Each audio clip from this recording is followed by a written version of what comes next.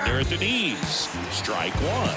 Something I found out, Mendez was actually a shortstop when he was growing up, but he did some relief pitching as well. When Jose signed to Almendares, they made him a starter, and his first start was a shutout.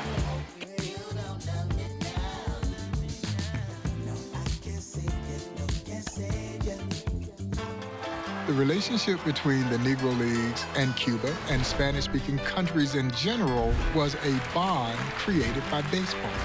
Negro League players would venture down to Cuba well before major leaguers would go there, and of course, they were welcomed with open arms. And as I reflect on my friend Buck O'Neill, who recalled going to Havana, as he would say, when Havana was Havana. Oh, it was absolutely beautiful, as Buck would recall, how much they enjoyed the scenery and the treatment that they were welcomed to when they came to Cuba. And then when the Cuban athletes would venture away from home to come play in the Negro Leagues, they got the exact acceptance here in the Negro Leagues. You see, the Negro Leagues just simply did not care what color you were. All they cared was, can you play?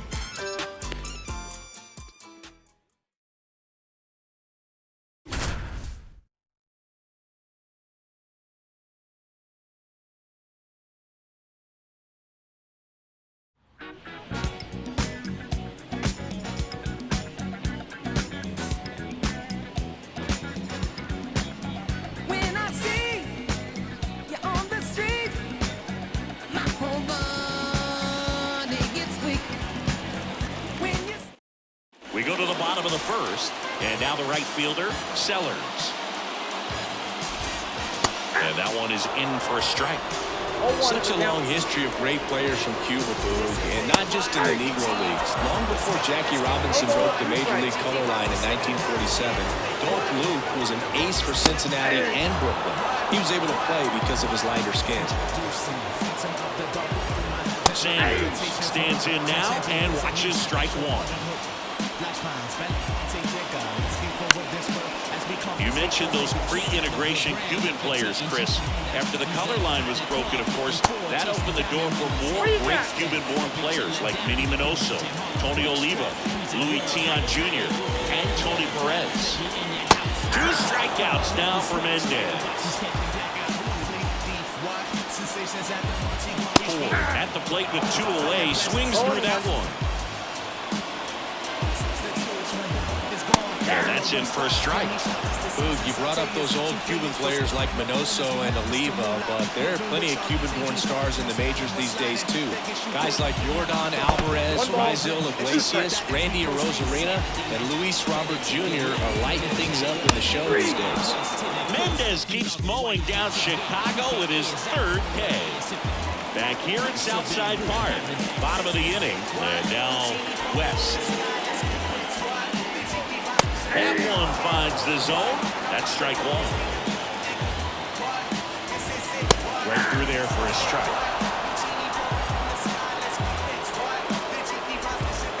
Swing and a miss. Had him out front for the strikeout. Perry at the plate now. That's ball 1.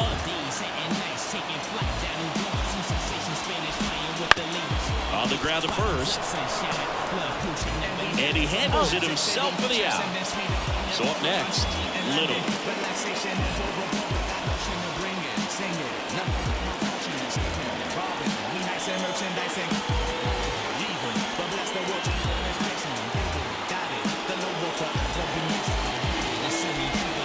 First pitch doesn't find the zone. Swings through that one for strike 1.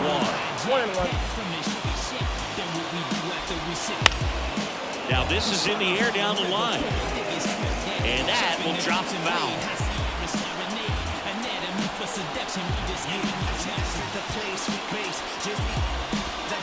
Got him swinging. Everything seems better on flats with love. We move only in the mist. It's slow, it's life, and we can't get enough of this. This is it, what? Lucini pouring from the sky, let's get rich, what? Physically, Jose Mendez reminds me of the great Major League pitcher, Pedro Martinez. Built almost identical. He was a small man, wiry, long long fingers, an arm much bigger than his stature. Blazing fastball, high-rising fastball with a sharp breaking curveball, and then you add the dimension of pinpoint control, he was virtually unhittable.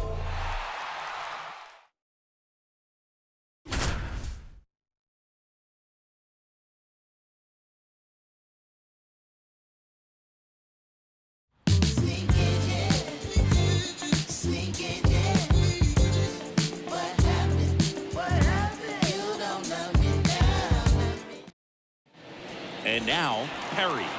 Mendez back to work. Pitches in for a strike. 0-1.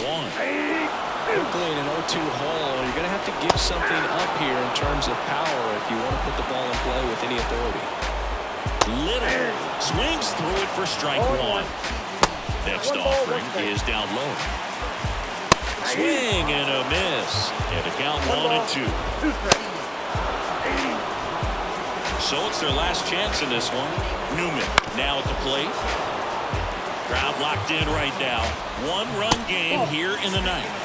Ball 1 low.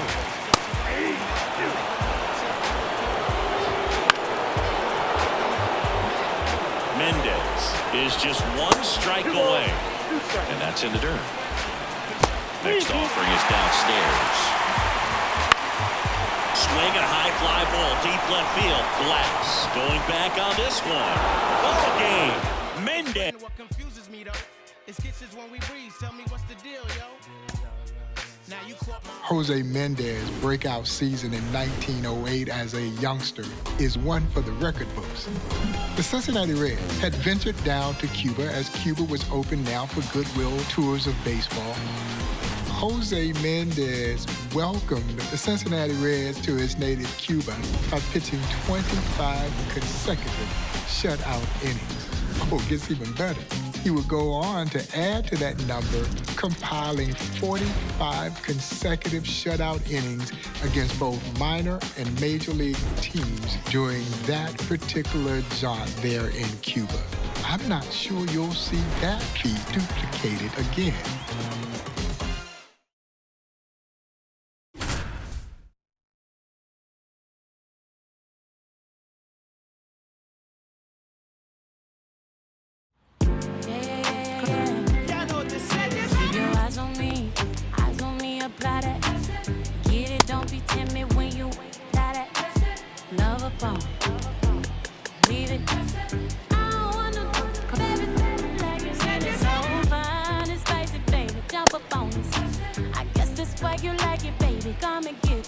Takes a lot to excite me, baby. Give it all you got. I'm a tough cookie, baby. Get the right spot. Oh, fine and spicy, baby. Jump up on me.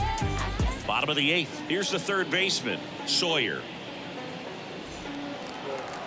The pitch. And there's a rocket into the outfield. Around first, heading for 2. The throw into second. In there. That's a double. Now it's the right fielder, Walker. In there for strike 1. Jose Mendez's whole run against the Reds is incredible, but I want to focus on the first game they saw him. Mendez went out there and threw a one-hitter, and he was just 21 years old at the time. Hits and misses. It's a strikeout. Todd in the box now. Takes strike 1. That misses the zone, and 1-1. It's crazy what Mendez was able to do in 1908, and not just against the Reds. He led the Cuban League with 157 strikeouts. That was almost twice as many as the next best pitcher in the league. Rose in the box now, takes strike 1. Clips the corner, no balls, 2 strikes. Back on that series against the Reds, Jose had such dark skin that the Reds wouldn't sign him, even after he dominated their hitters. They did sign his lighter-skinned teammate Armando Marsans 3 years later. Marsans was good, but Mendez was the real star on that squad.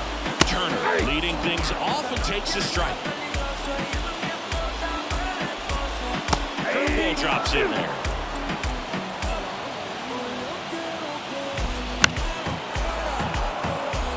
Righty to the plate. Swings through that, and it's a strikeout. And the Leadoff man retired here in the ninth. Saunders in the box now. No balls and a strike. In for a strike. 0-2. Goes down looking. So they're down to their final out. Here's the left fielder, Fox. Swings through that one. 0-1's the count. Swing and a miss. And it's 0-2. And that just misses. One strike away.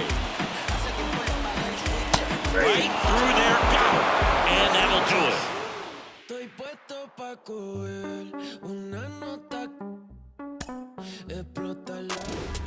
Jose Mendez had the stuff. He had all the stuff. So much so that the great James Leslie Wilkinson, the owner of the Kansas City Monarchs, would bring the Black Diamond over to Kansas City. Mendez responded as the Monarchs would become a juggernaut there in the Negro National League. Jose Mendez was a tremendous pitcher because not only did he start, he also closed games, many games, as a member of the Kansas City Monarchs. In 7 amazing seasons in the Negro Leagues, Jose Mendez posted a 30-9 one-loss record with a dazzling 3.46 ERA.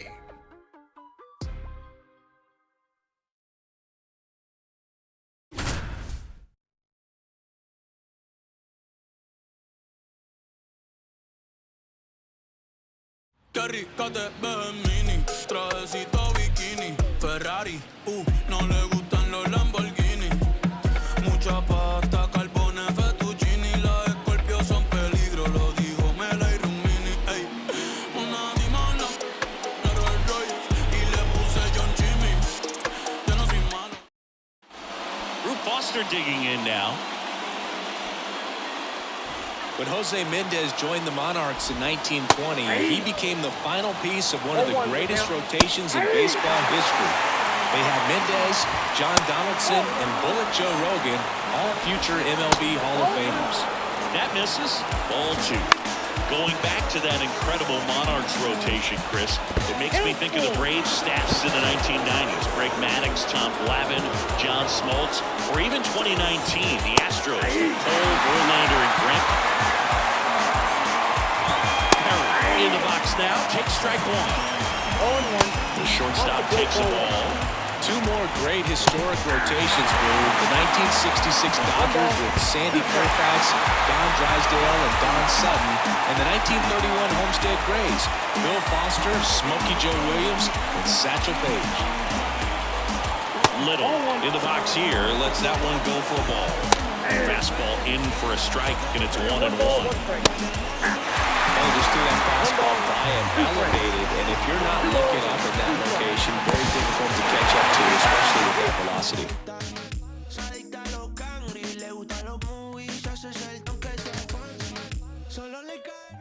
Jose Mendez's dazzling pitching career was somewhat shortened by the fact that he had some arm trouble about 6 years into his career. And he moved to shortstop, and he played a great shortstop. But when he needed to toe the rubber, Mendez summoned up the strength to get out on the mound, and he dazzled once again, helping the Monarchs capture the inaugural Negro Leagues World Series, an exciting 10-game series against the Hilldale Daisies out of Darby, Pennsylvania. And Jose Mendez was one of the stars of that series, winning the deciding game number 10 to bring the title home to the Heartland.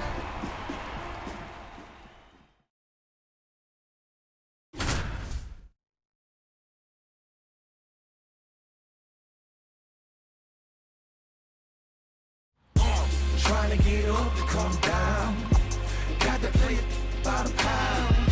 To go with the Lex and the crown. Make it with them come around. Trying to get up to come down. Booming like a sub underground. The whole city here and surround. So first and second with 2 outs. Jose Mendez stepping in now.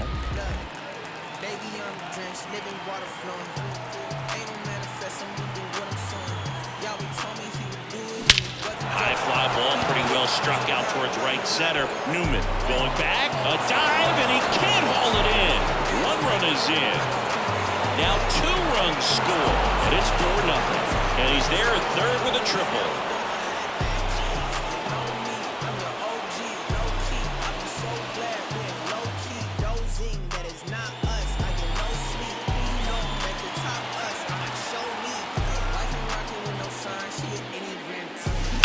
Lifted in the air, right center field. On his way over. Corrals it. And that is that. Benjamin back to work. Bunted back towards the pitcher. Oh, great stop. Fires over to first. Now 1 gone in the top of the 6th.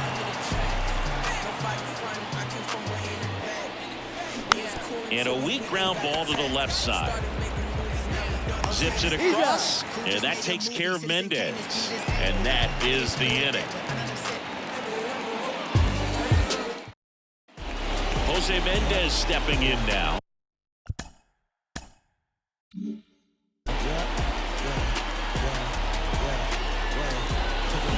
Swing and a miss, and he got him to chase.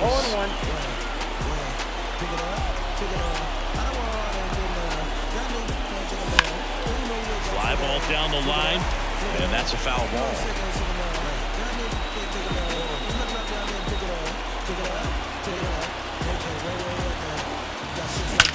Ripped on a line to center. Makes the grab, and that's the inning.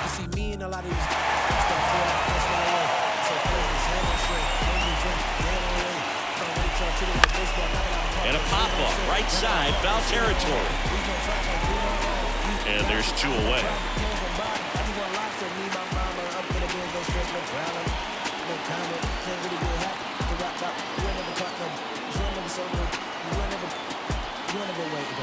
Popped up.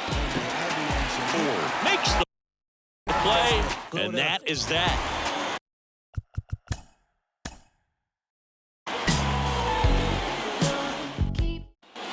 So 2 down, stepping in, the sluggy shortstop, Jose Mendez.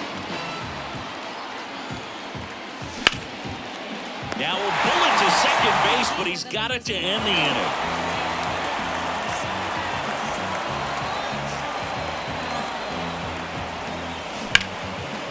Base knock center field. Hayes coming home, fires it to the plate. It's offline. The run comes in, and they're up by 3.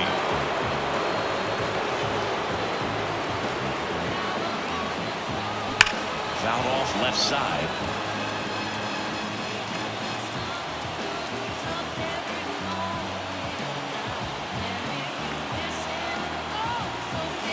Hammers that one deep left field, and forget it.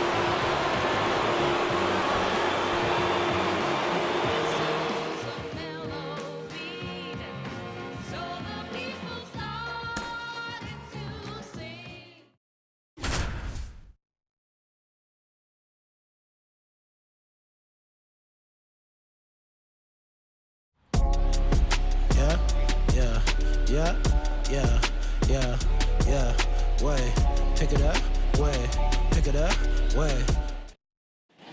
And next will be the cleanup hitter, West. Mendez back to work. There's the strike. It's not just that Jose Mendez won Game 10 of that 1924 Negro Leagues World Series. He won Game 6 in relief, too. But what he did in Game 10 really was sensational. A 3-hit shutout to close out the series.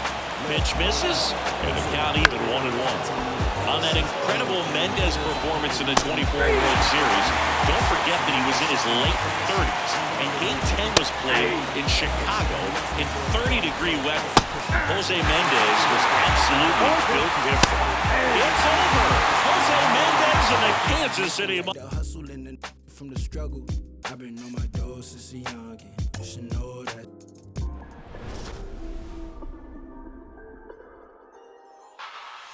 Jose Mendez was one of the most dominant pitchers this game has ever seen, the Black Diamond. Oh, and he was a great one. He is rightfully enshrined in the National Baseball Hall of Fame. It's almost shameful that it took until 2006 for his induction, but he's finally where he absolutely belongs in the National Baseball Hall of Fame as one of those stellar arms from both Cuba and the Negro Leagues.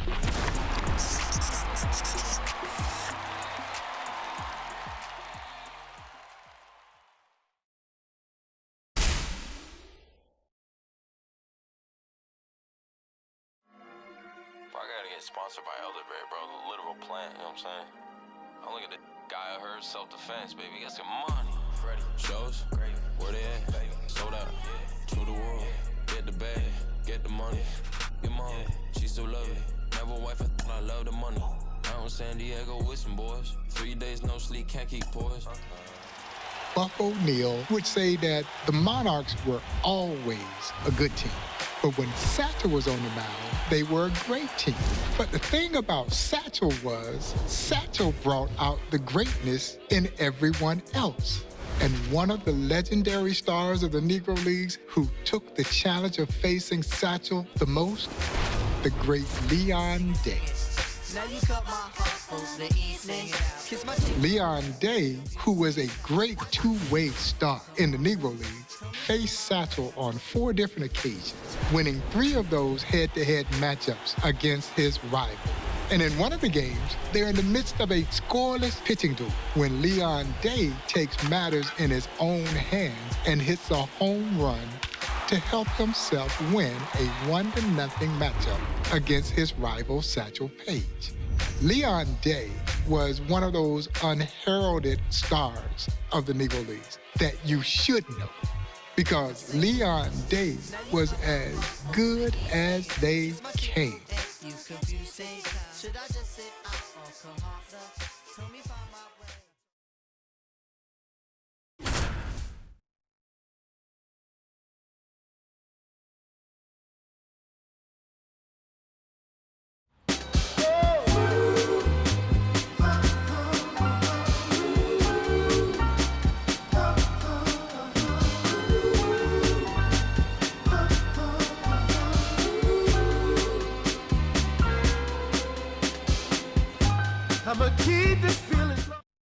All right, ready to go here. Here's the catcher, Hughes.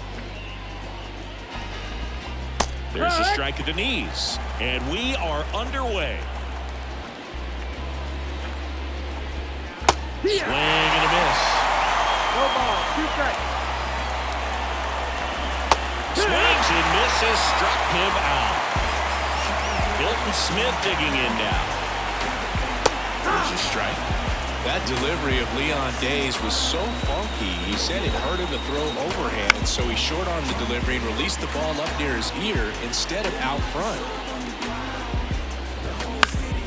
Down the line. Nobody can get there, and it's a foul ball. Chris, could that short-arm delivery you mentioned make it tougher on hitters because they weren't used to seeing it? For sure, Boog. Hitting is about timing, and when you've got mid-90s coming from a spot you're not used to, it's very hard to get your timing right. Swing and a miss, and he struck him out. Dave settling in nicely here. McDonald now in the box, comes up empty with a swing there.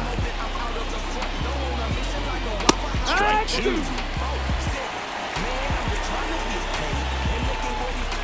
That in. Strikes out the side to begin the game. What a start. Hank Thompson, the leadoff batter, as he looks at ball 1. 1-0. Hit on the ground to the right side, and it goes just foul. When Leon Day got an offer from Rap Dixon to sign with Baltimore, Leon's dad asked him, "Is that what you really want to do?" Well, Leon responded, "It's the only thing I want to do." Well, that was good enough for his dad to give his blessing.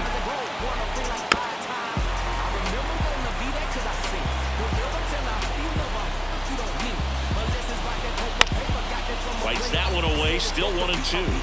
You know, Day got started in pro baseball early. He was just 17 years old when he signed with the Baltimore Black Sox. The next year, he jumped to the Brooklyn Eagles, and he took off with them.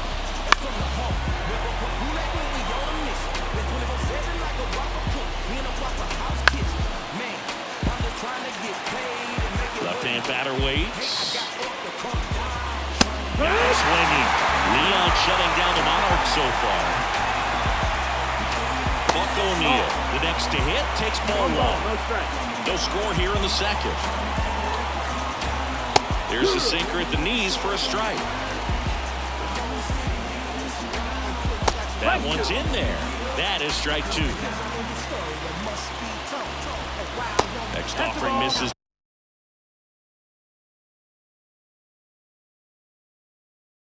Down and away. 2-2. Swing and a miss. Struck him out. He swung over top of the curveball. Miller in the box with two gone and takes a look at a called strike. Big swing and a miss. 0-2. Just missed. Swing and a miss. Struck him. And trust me, money can't buy you that respect. Gotta pull it out of love and get it out the mud. And it'll come.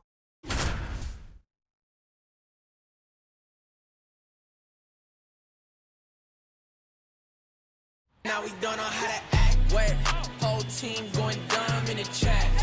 Nobody front, I came from way in the back. We was cool until we went and got the tap. Started making movies, now we don't know how to act. Jeez, you know me, I'm your OG, low key. I be so glad we ain't low key. Dozing, that is not us. I get no sleep. Who you know that could top us? I'm like, show me. Got a whole tribe in the building. We changing history like it's the one thing no wood that just killed them. And now the center fielder, Leon Day. As he turns on the rubber, and with that good live arm delivers. In the air, out towards right center. On the move. No trouble here. Puts it away for the out. One down. Leon Day digging in now.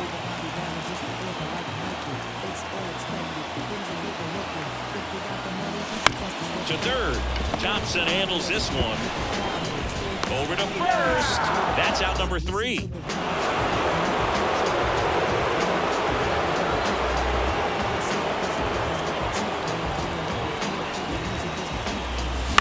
This one popped up right side. O'Neal underneath it. Makes the catch. And that'll do it. The wind of the pitch.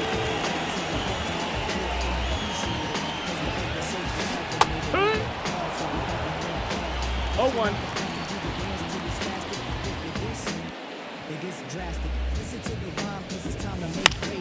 Swing and a ground ball up the middle. That's a base hit.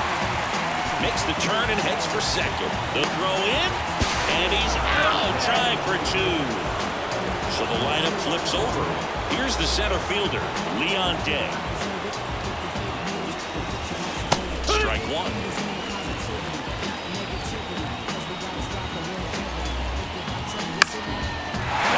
Center field. And it falls. Now he'll turn for second. The throw in. Tag. Got him. And that's...